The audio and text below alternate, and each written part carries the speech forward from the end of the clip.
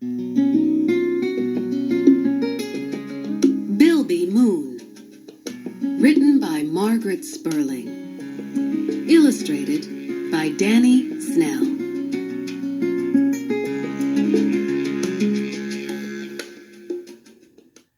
Now it's time to hear the story. Click on the green arrow when you want to go to the next page. Click on me if you want the pages to turn by themselves.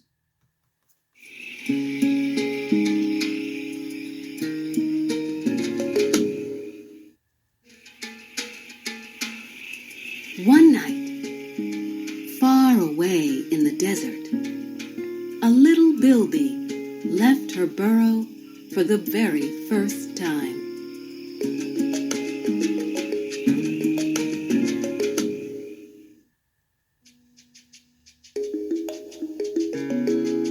She sat still, her ears alert, her nose twitching. She liked the sweet smell of the cool night air and the soft warmth of the sandy soil.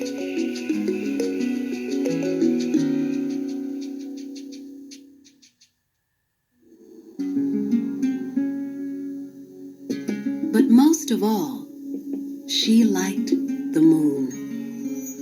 It was big and round and shiny and bright, and its silver light was soft and gentle.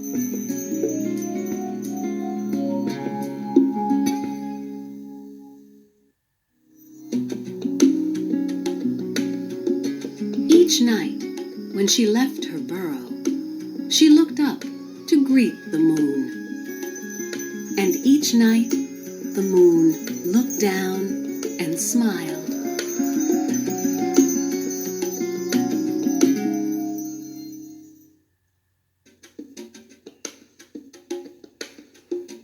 But then, one night, the moon didn't smile. Little Bilby was worried. A piece of the moon was missing.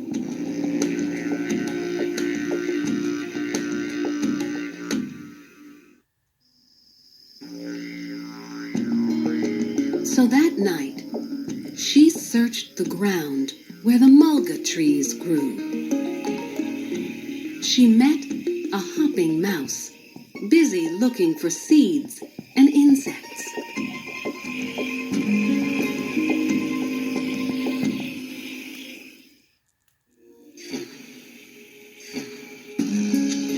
"Oh, hopping mouse," said little Bilby, "have you seen the moon tonight? A piece of it is missing."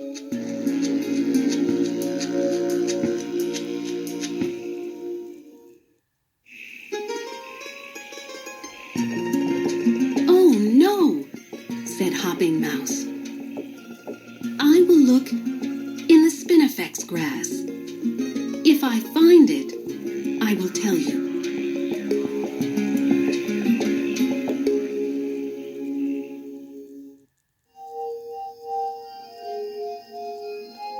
Each night, little Bilby saw that the moon was becoming smaller.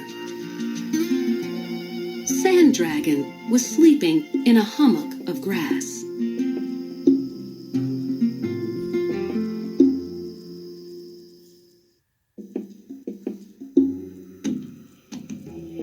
He was a wily daytime creature. Perhaps he would know what was happening.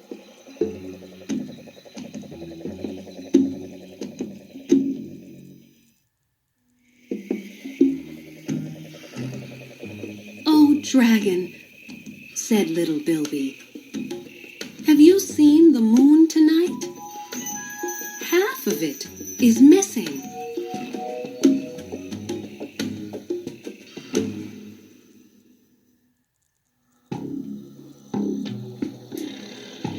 "Oh, dear," said Dragon sleepily. "I will look tomorrow. If I find it, I will tell you."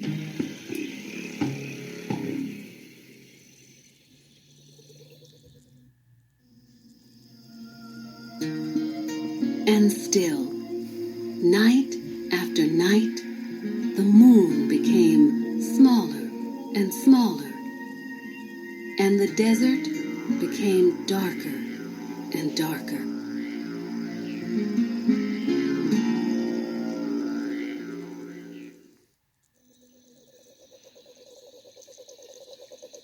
Echidna was scrabbling noisily in the dirt.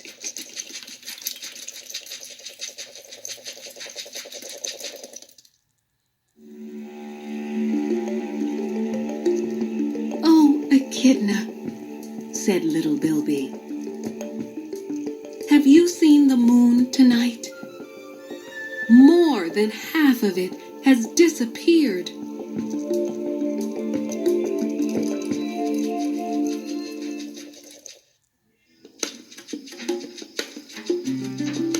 "That is serious," said Echidna. "Perhaps it has fallen into an ant nest. If I find it, I will tell you."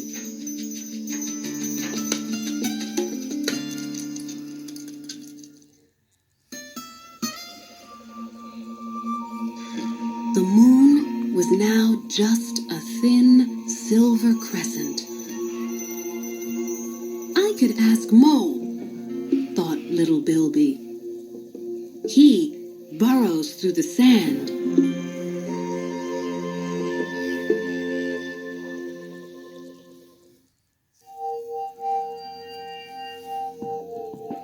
If pieces of the moon are buried, he might find them.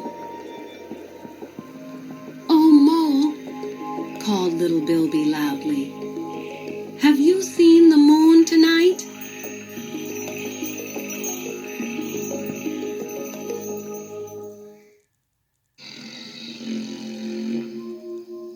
"Almost all of it has disappeared." Mole came up slowly from his sandy world. "I have never seen the moon," he said sadly.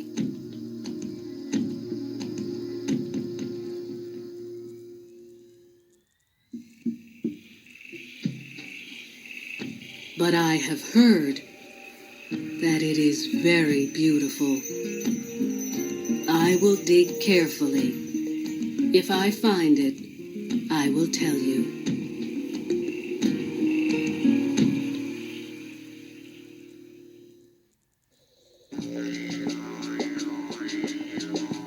The moon was very small. Not far away, Froglet was chirping.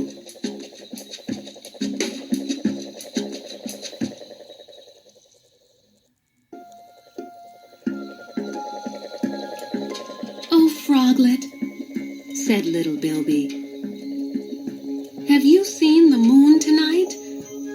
It has almost disappeared." "So it has," said Froglet.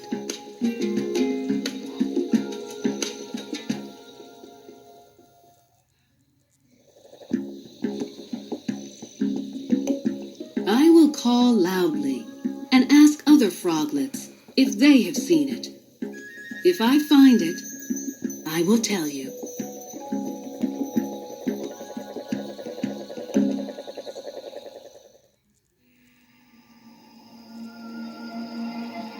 Then came the night when there was no moon at all. Little Bilby looked into the vast night sky. Where was the moon?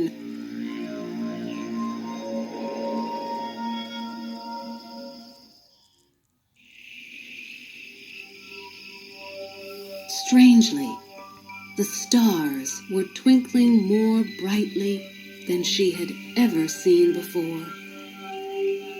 But they were not the moon.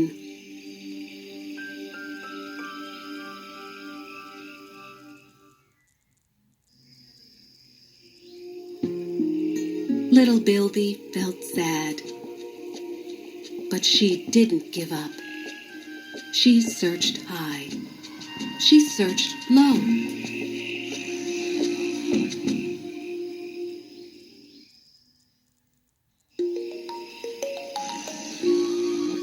She looked in all sorts of places where she thought a moon might go.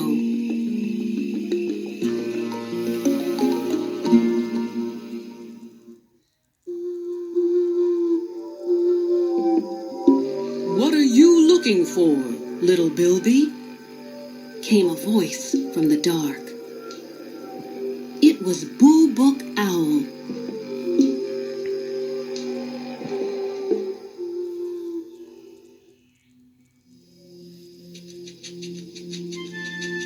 "I am looking for the beautiful, round moon," said little Bilby. "It has disappeared."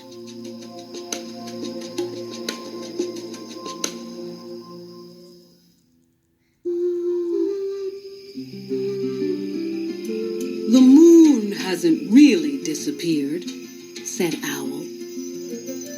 "Sometimes we can see it. Sometimes we cannot. It will come back soon."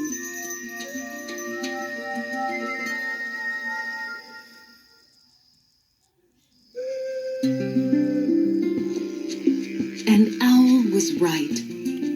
For the very next night, a bright silver crescent appeared high in the evening sky.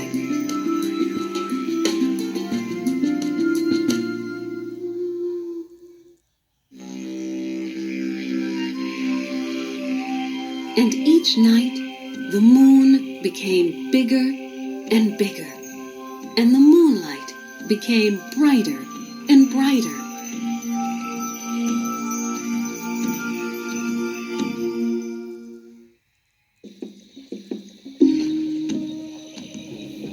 Little Bilby hurried off to tell Sand Dragon. "Have you seen the moon tonight? Half the moon is back."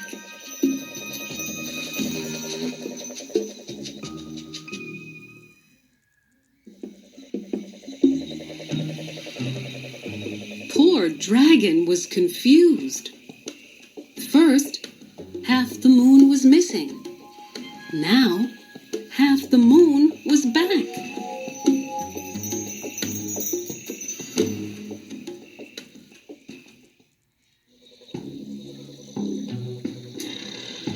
"How strange," he thought, and went back to sleep.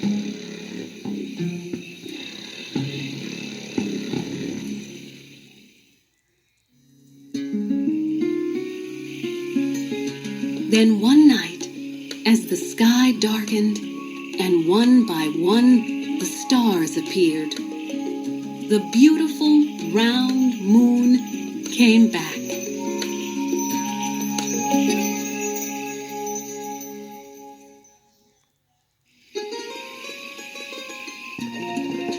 "Moonlight makes whiskers silver," said Hopping Mouse.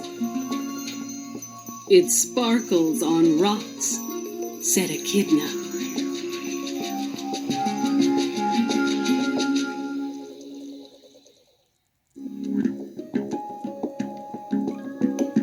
"It glistens on dew," said Froglet.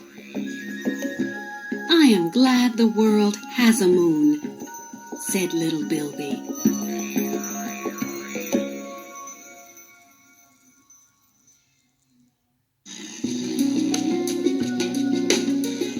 And they sat on the sand and told Mole all about the moon.